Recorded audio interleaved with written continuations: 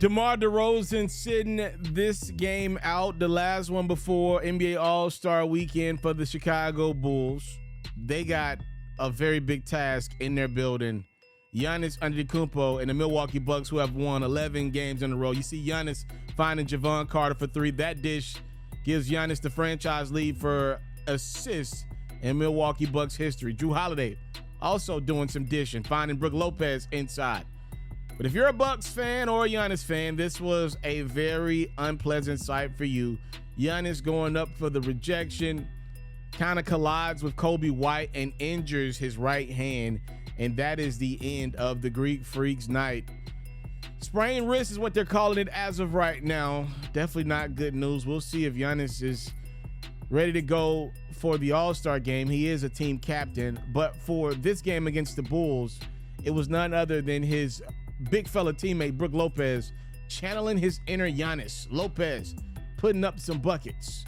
Could Zach LaVine lead the Bulls to a big-time win right before the break? Chicago hovering around 10th out east.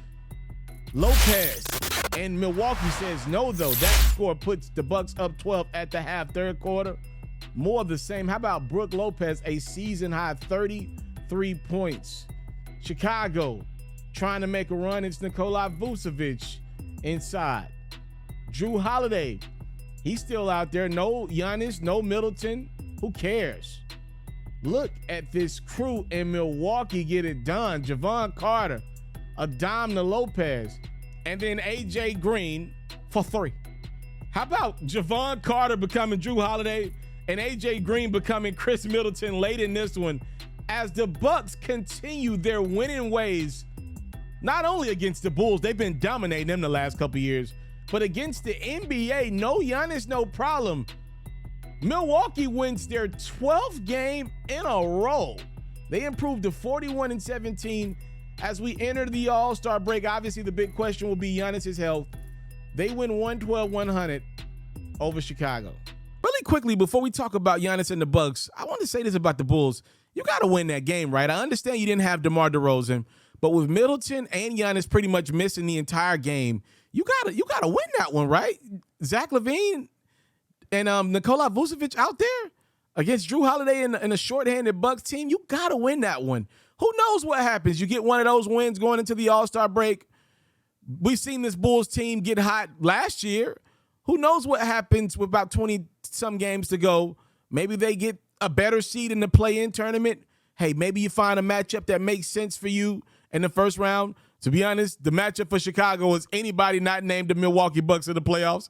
Who knows what happens? The Brooklyn Nets are still hovering around 3-4 out east. What if they're the 3 seed or the 2 seed maybe? I'm just throwing it out there. That's a great matchup for somebody down low in the Eastern Conference.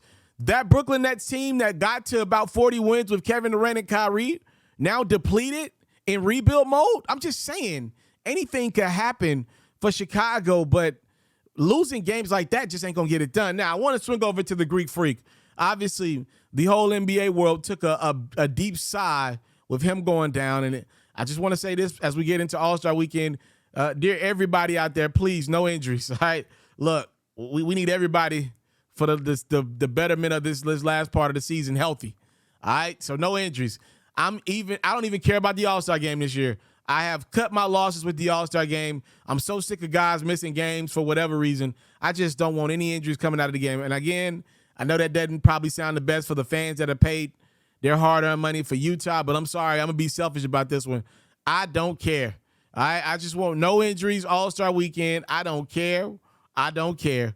Let's just get back to some phenomenal basketball here with 20 games left in the season.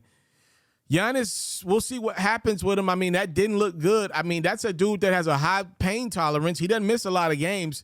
So to see him screaming, right now we're at a sprain. Let's just hope it stays there and nothing else, comes about it. That is not the best of sights for a Milwaukee team that was just starting to get healthy. The Chris Middleton thing continues, but it looks like he was starting to make some progress. I don't know. That one, I don't know. We'll know more. Giannis is a guy that values and appreciates fans. So if he's a no-go for All-Star Weekend, I would tend to believe that this might be something that's lingering him for a little minute. Giannis ain't one of those dudes that's just going to rest All-Star weekend and get back to basketball next Wednesday, Thursday. That ain't his style. If he can go for the All-Star game, especially being captain, he's going to go. So if you don't see Giannis All-Star weekend playing as a captain for the East, it probably means something bad has happened to his hand.